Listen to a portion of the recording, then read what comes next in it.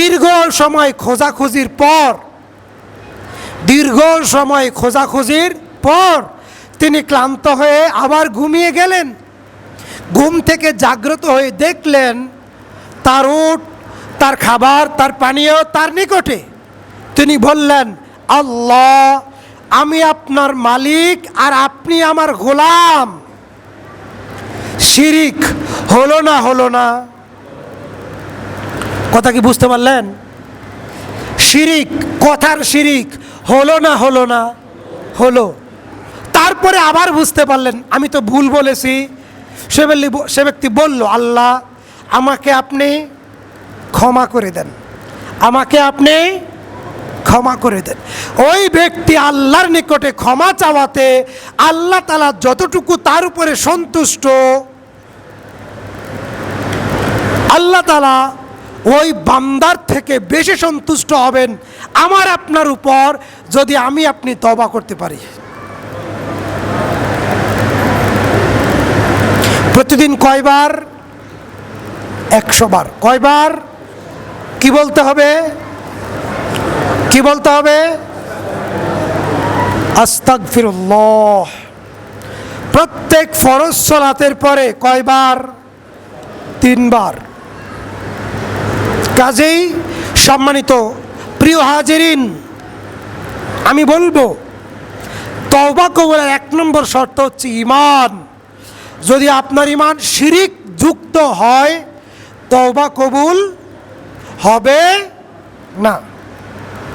2 নম্বর, যদি পাপ চলমান থাকে তওবা কবুল হবে না। 3 নম্বর, ওই পাপ যদি পুনরায় হয় অনিচ্ছাকৃতভাবে হতে পারে, তওবা কবুল হতে পারে, তবে সেটা যদি সগীরা গুনাহ হয়, যদি কাবিরা গুনাহ হয় নাও হতে পারে, তবে নৈরাশ হওয়া যাবে না।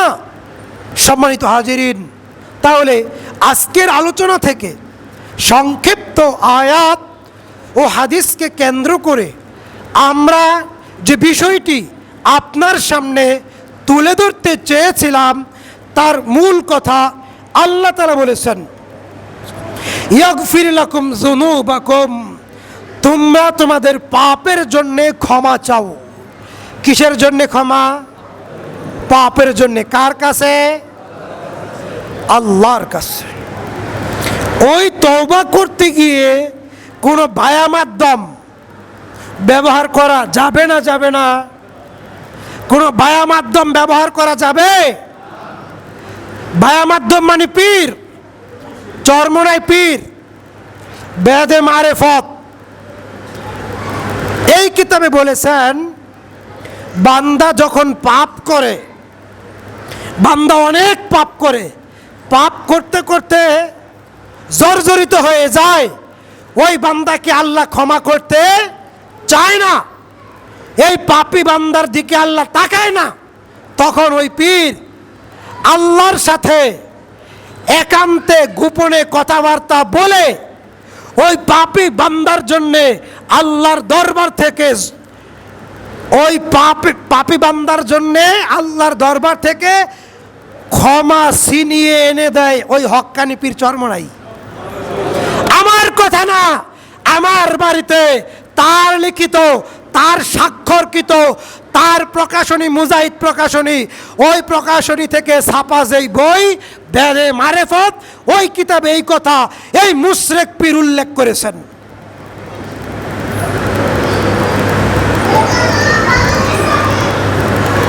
অতএব আল্লাহ বলেছেন, অকালা রাব্বুকুম উদউনি আস্তাজিব লাকুম, তুমি তোমার প্রভুকে ডাকো, তোমার প্রভু সরাসরি তোমার ডাকে সাড়া দিবেন। যখন কোনো বিপদ, অজু করে মসজিদে প্রবেশ করেন, সেজদায় গিয়ে বাংলা ভাষায় বলেন, সেজদায় গিয়ে বাংলা ভাষায় নফল সালাতে বলেন, আল্লাহ আমি বিপদে পড়েছি, আল্লাহ আমি দুঃখে আছি, আল্লাহ আমি ঋণে আছি, আল্লাহ আমার স্ত্রীর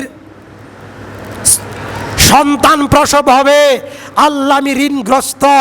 অকালা রব্বুকুম, তোমার রব বলেছেন উদুনি, তুমি তাকে ডাকো, আস্তাজিব লাকুম, তোমার ডাকে তিনি সাড়া দিবেন। সুবহানাল্লাহ।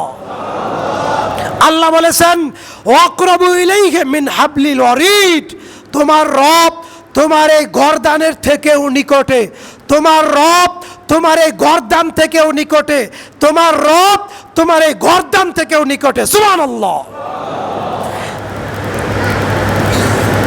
মিশকাত 2 নম্বর খণ্ড, বাবুল আসকার অধ্যায়। সাহাবায়ে কেরাম জিহাদ থেকে ফিরতেছেন, তখন পাহাড়ের উঁচু থেকে নিচের দিকে নামতেছেন আর সুবহানাল্লাহ সুবহানাল্লাহ উচ্চ স্বরে বলতেছেন। পাহাড়ে উঠতেছেন আর আল্লাহু আকবার আল্লাহু আকবার উচ্চ স্বরে বলতেছেন।